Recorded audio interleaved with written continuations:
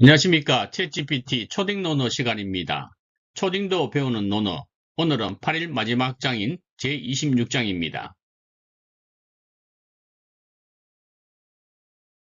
26장 원문을 살펴보겠습니다.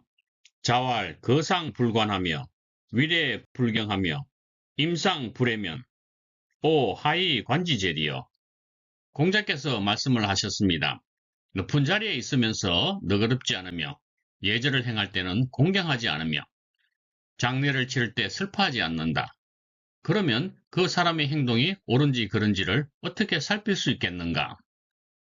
공자께서는 근본이 없는 사람에 대해서 말씀을 하시고 계십니다. 근본이 없다면 무엇으로 그 행하는 바에 잘못을 관찰하겠는가? 라고 하신 것입니다. 근본이 없는 사람이 어떤 사람인지를 보여주고 있습니다. 챗GPT가 초등생을 위해서 다음과 같이 해석했습니다. 자활, 거상불관, 위례불경, 임상불해, 오, 하이, 관지제, 저 26장에 대한 해석인데요. 공자 선생님께서는 이렇게 말씀을 하셨대요. 높은 자리에 있으면 착하고 너그럽게 행동을 해야 해. 예절을 지킬 땐 진심으로 존중하는 마음이 있어야 하고 누군가 돌아가셨을 때는 정말로 슬퍼해야 해. 그런데 겉모습만 그럴듯하게 하고 마음이 없다면 나는 그 사람이 어떤 사람인지 믿을 수 없단다. 진짜 마음이 중요하다는 것을 알려주는 그런 말이라고 합니다. 겉으로만 잘난 척 하지 말고 마음속에서도 진심이 있어야 한다는 게 공자님께서 하시고 싶은 이야기라고 챗GPT가 설명하고 있습니다. 챗GPT가 초등생을 위해 좀 더 자세히 설명하고 있습니다. 공자는 이 세 가지 상황을 근본이 결여된 경우라고 비판하고 있는 것입니다. 윗사람이 되었다면, 즉 지도자가 되었다면 백성 사랑과 너그러움이 기본이 되어야 한다. 예절을 행할 때는 겉모양보다 공경하는 마음이 가장 중요하다. 장례를 치를 때는 또 형식보다 슬퍼하는 진심이 중심이 되어야 한다. 즉 이 말은 겉으로는 그럴듯한 자리에 있고 예를 갖추고 장례도 지내는 것 같지만 그 마음속에 중심이 빠져 있다면 그것은 진짜가 아니며 그런 사람은 무엇을 보고 판단할 수 있겠는가? 즉 근본이 결여된 사람에 대해서 지금 공자께서 계속 설명하고 계신 겁니다.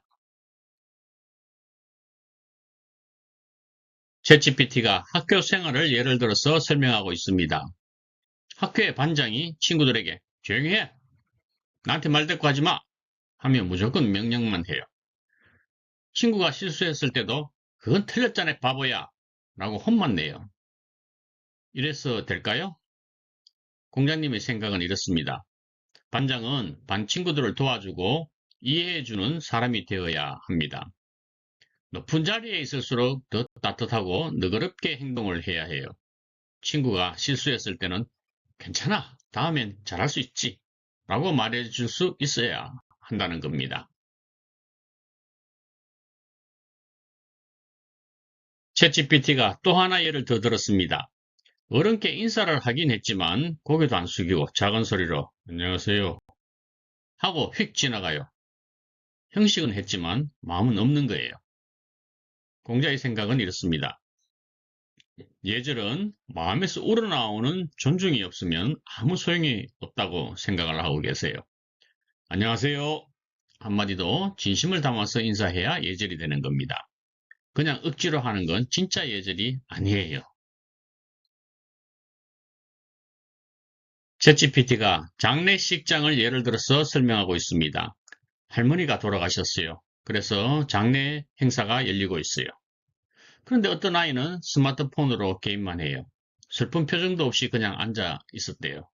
물론 아이니까 그럴 수 있다라고 생각할 수 있어요.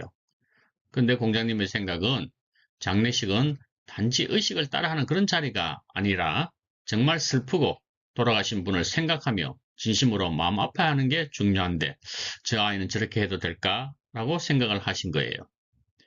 사람이 어떤 자리에 있든지 예의를 지키거나 슬픈 일이 생기면 겉모습보다 그 마음속 진심을 가지고 표현하는 게 중요하다. 진심 없는 행동을 한다면 난 그 사람을 진짜 믿을 수 없어. 이게 공자님의 생각입니다.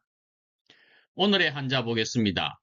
형식, 주의, 모양형, 법식, 주인주, 오를의. 사물의 내용적 측면을 경시하고 형식적 측면을 중시하는 태도를 이야기해요. 즉 내면을 보는 것이 아니라 그 모습만 보는 것을 이야기해요. 겉으로만 예의를 갖추고 진심 없이 행동하는 모습을 이야기할 때 쓸 수가 있답니다.